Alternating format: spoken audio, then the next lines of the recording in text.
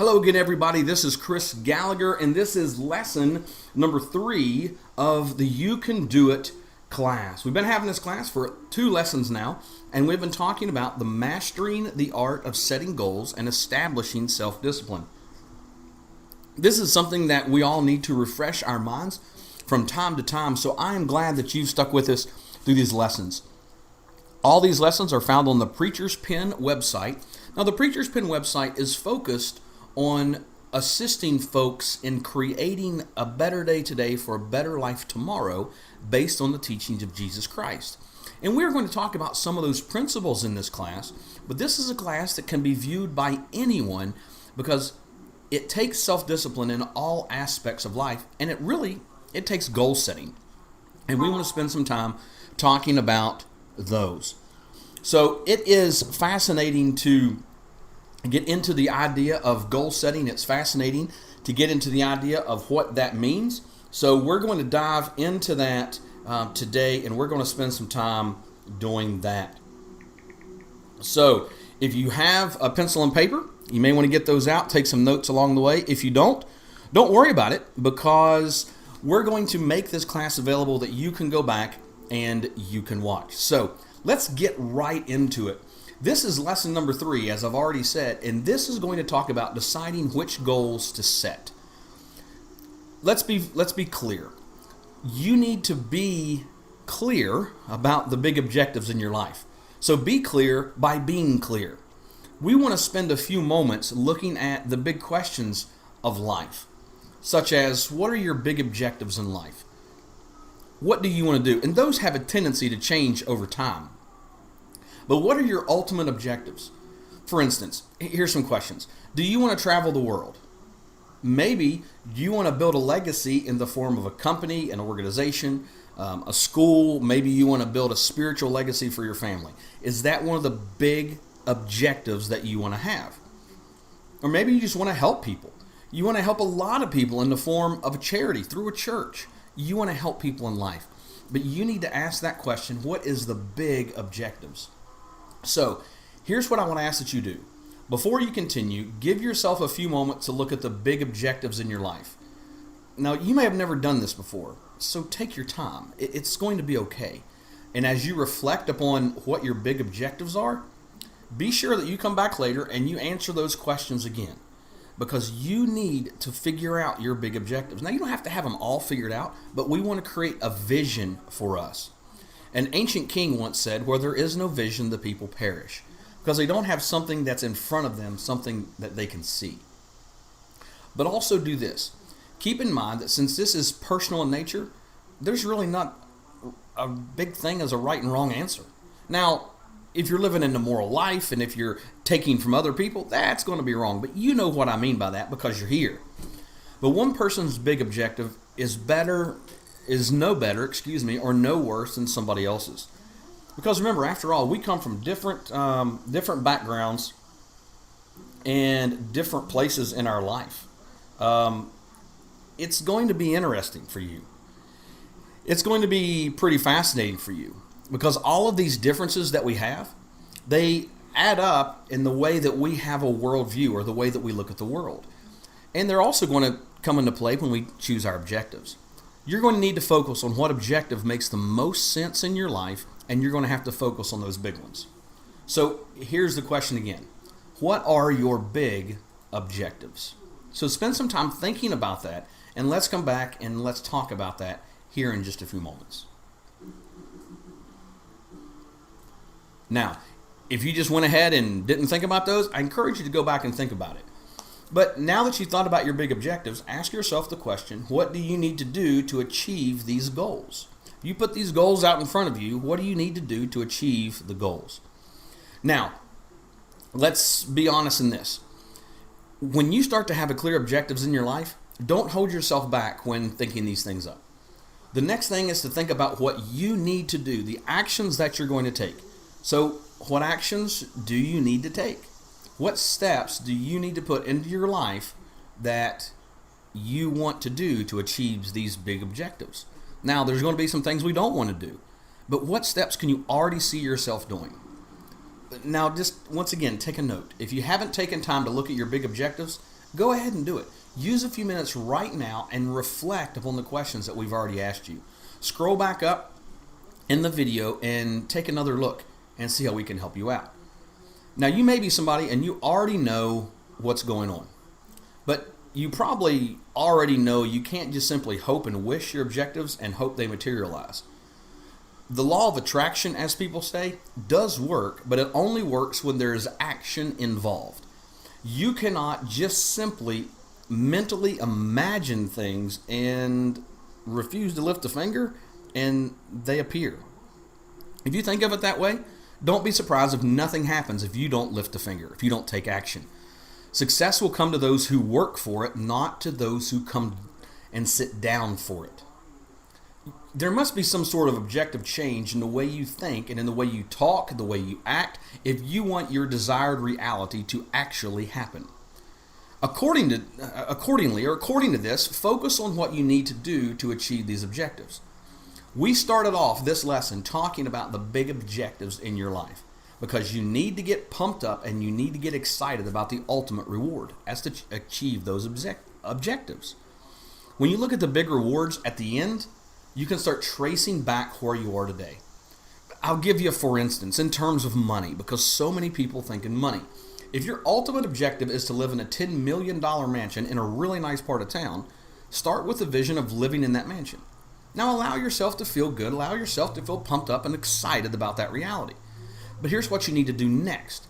Don't just dream of that, but start tracing that back in terms of the actions that you took to get to that point where you envision yourself. You're going to need to begin thinking backwards. Most goal-setting programs want you to think forwards, but thinking backwards actually changes your view and changes how you perceive yourself. You need to do this so that you can remain focused on the big objectives and maintain the right level of motivation.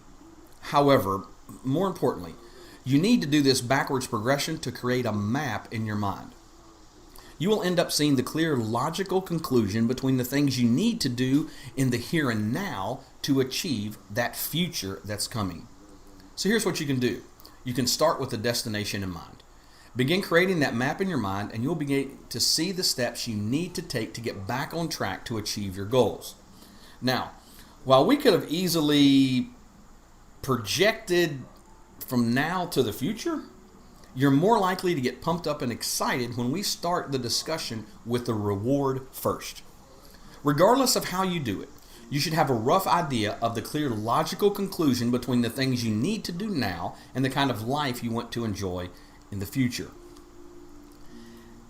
Now here's a question you need to think about, at least for a moment. And the question is, what could go wrong? What could happen? Now, you've learned about focusing on your ultimate objectives first and tracing the back. What's the point, right? Couldn't you just have done it the same way but projected from now to the future? Couldn't you have done it forwards instead of backwards? Well, you could do it that way. That's exactly how many people choose to go about it. The problem is they end up going in circles. It's as if they're chasing their tails. Day in and day out, they put in all kinds of effort, then they try to focus, but nothing seems to happen because they end up exactly where they began. The reason for this is honestly, many people lack purpose. The idea that they have seems so fuzzy because it's projected in the future. It's easy for them to get sucked up by the trials and the tribulations of their life in the moment as in the here and now. In fact, if you ask a lot of people who are working hard for a future, many of them simply lack purpose. They know that they need to make a change, but they don't know what kind of change or where to begin. They know they want a good future for themselves, or they want more money or more opportunities or better growth, but they can't quite put their finger on it. This lack of clarity and the ultimate purpose clouds people's goal-setting activities. They lack a clear view of why.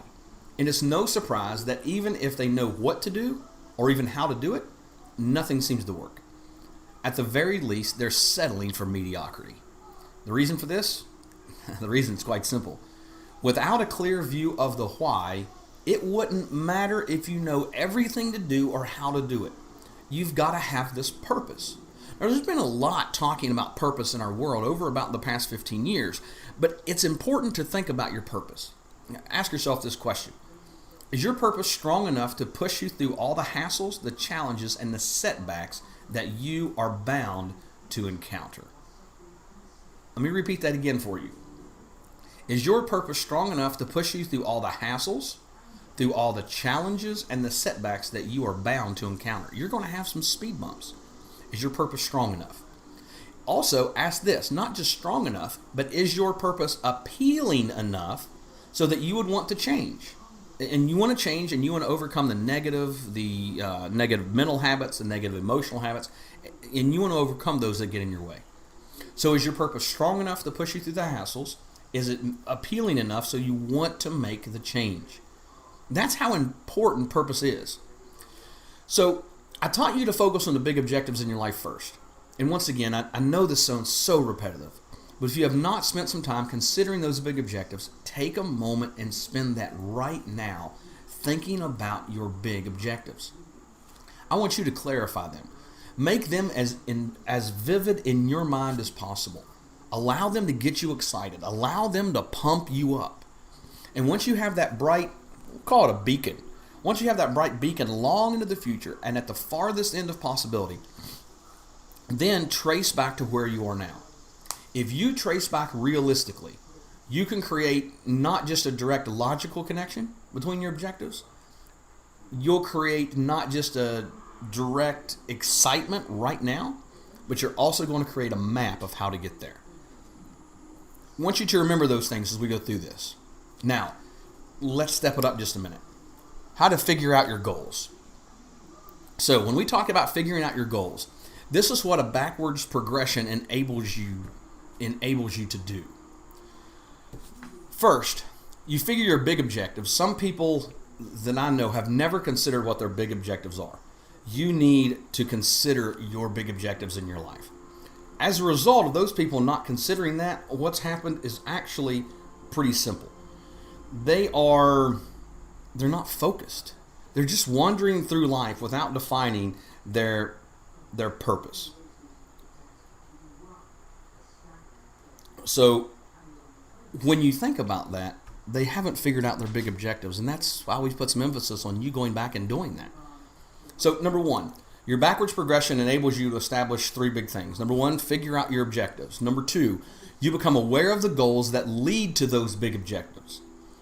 Defining your big objectives gives you a sense of purpose, but not only purpose, but also a sense of a long-term outlook in your life. Many people lack a long-term outlook, and that's why we put the vision in front of you. Number three, you would also be able to break down those goals into sub-goals. That's what we're going to call them for a little while. These sub-goals that you can do in the here and now, that you can do right now. In other words, think of it this way. You get a realistic mind map that will enable you to go from point A to point B. You get a clear and actionable bridge between A and B as to how things are and to what you would like them to be.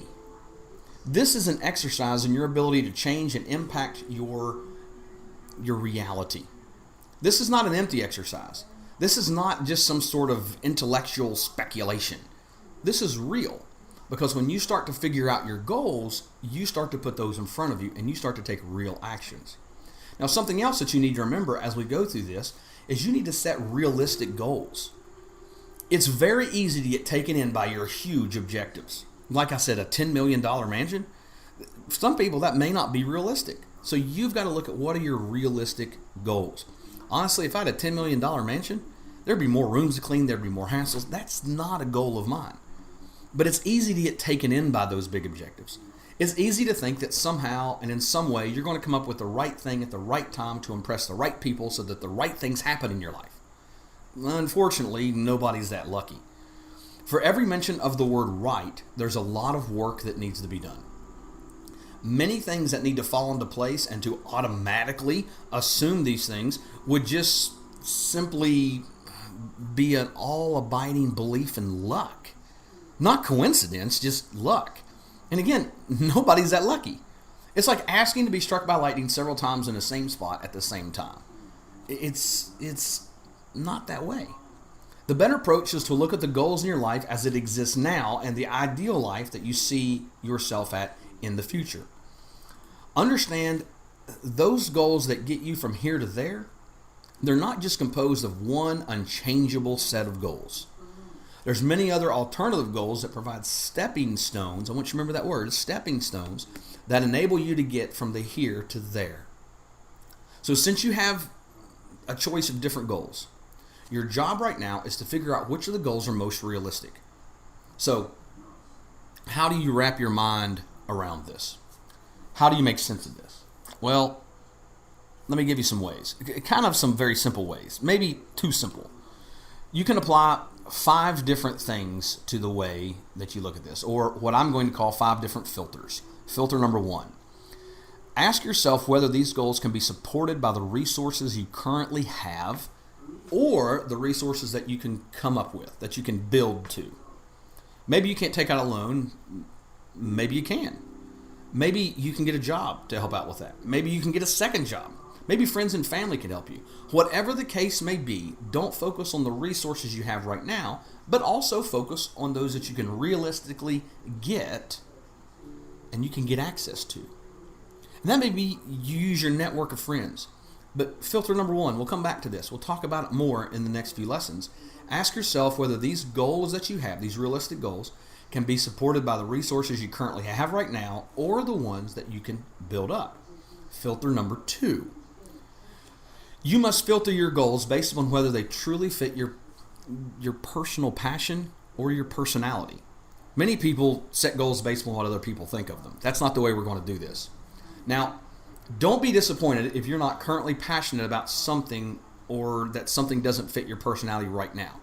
You might fall in love with it later. Who knows? You might even get used to it. Your mindset may change. If that is a realistic possibility, then your goal can still be realistic. Okay? So, number 1, ask yourself whether these goals can be supported by your resources or resources you come up with. Number 2, filter your goals if they fit your personal passion or personality. Number 3, the third filter that you need to apply is whether the goal can be broken down into smaller sub-goals. Now, this is crucial to your current situation. If a goal cannot be broken down into smaller parts that can be achieved currently or within a reasonable period of time, then you've got a problem on your hands. Chances are you're just hoping and wishing. You're probably just daydreaming. Do yourself a big favor and make sure that these goals can be broken down into sub-goals that you can act and implement right here, right now, with minimal changes. Once again, using the resources that you have.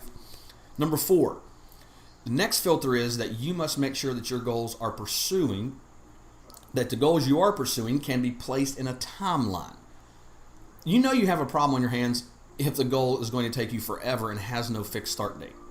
Make sure you can put it on a timeline. Timeline is not just a set of annoying deadlines, as some see it, but instead it's a measurement of how realistic your goal is. Many times the big difference between a realistic and an unrealistic goal is realistic goals can be scheduled. If you show up at the right place at the right time, do the right things, you will achieve your goal. Do that enough times and you get closer and closer to your big objective or to your big goal. If that's not possible with your goal, you might be looking at something that's unrealistic. So remember the filters. So far, ask whether your goal can be supported by the resources you currently have or the resources that you're going to have access to. Number 2, filter your goals based upon whether they truly fit your personal passion or personality. 3, make sure your goals can be broken down into sub-goals. 4, make sure that the goals you're pursuing can be placed on a timeline. And filter number 5. Finally, you need to make sure that when you're picking among these alternative goals that you take to get you from where you are now to where you would like to be, they must be measurable in terms of attainment as well as quality. We'll talk more about this in the next few lessons. But if you feel the achievement of these goals is way too easy and pretty much any effort's going to get you there, then you may not be actually working towards a realistic goal because you're changing the effort that you have. You might be disappointed with the results because it's not going to turn out as well as you thought because it really doesn't get you where you need to go. So you've got to think about those specific filters when you begin to talk about goal setting. Now, this is the end of lesson 3. We've covered so much material. So here's what I want to ask that you do. I want to ask that you go back and watch the video again. Now, below this video is a lot of the information that I've shared with you so far in this lesson. I would ask that you go back and spend some time taking a look at that. We've been at this for right about 20 minutes, and 20 minutes has a lot combined in it. So I would ask you to go back and to do that again. But I want to thank you for being here for lesson 3. Check back next on the next lesson. If you're watching this as we've gone through this back in 2020, just wait for the next lesson to come out. But go back and watch lesson number 3 again. Once again, thank you for being here. My name's Chris Gallagher. I hope that you have a great day, and we'll see you again soon. Be blessed.